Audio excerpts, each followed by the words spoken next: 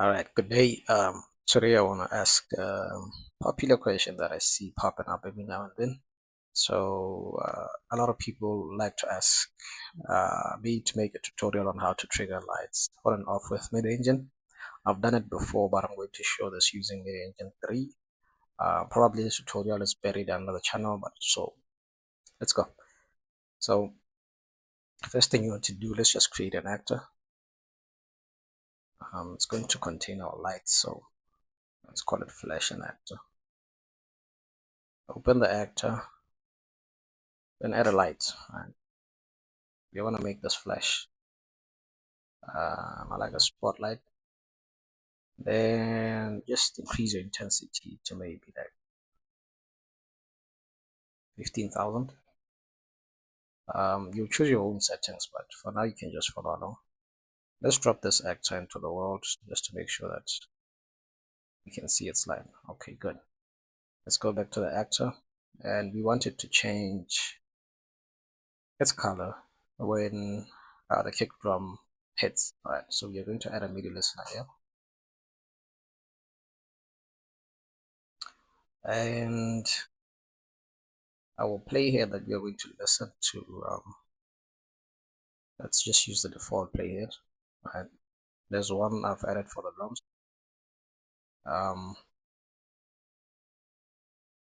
Then we are going to bind to its MIDI note on event, just this. And let's filter because we only want it to flash. We only want it to flash when the kick drum is on, right?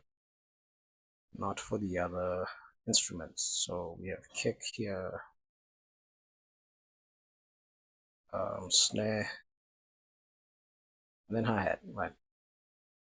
At this point, you're pretty much done because all you need to do is you need to drag your spotlight, bring it over here, and then call the set color.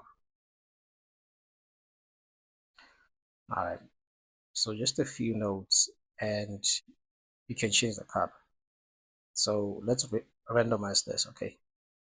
So that it changes to a random color each time. I'm gonna use this because it's simpler to demo right now, but you can make a more complex randomizer and then just plug X to R, Y to G, and Z to B. This, if set up correctly, should work. So let's see what happens here.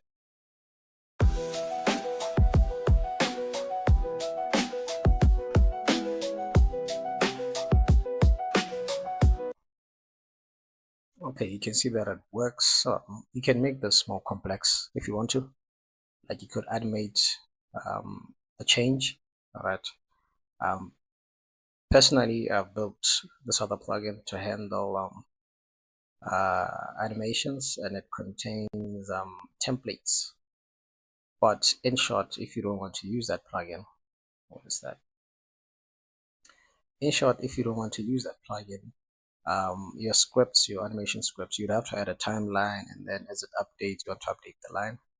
I already have this flash and color anim script that I use, so that I don't have to keep scripting that thing over and over again.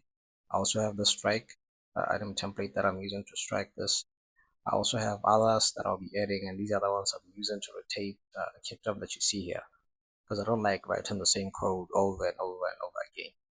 But if you want to do that, you can always add a timeline and then animate the light changes over time, if that makes sense. And then as it updates, you probably want to update the color change from one color to another, right? Since this question was asked on the Ableton tutorial, the difference between this and using the MIDI listener, you just add the MIDI always see listener if you are playing from Ableton, and then just do on MIDI note on, do the switch here, and that's it. That's the difference between using the MIDI listener and the OSC listener. You're still getting the track names. You can filter if you want to, but if you wanted to change with every MIDI note, there's no filtering needed. So yeah.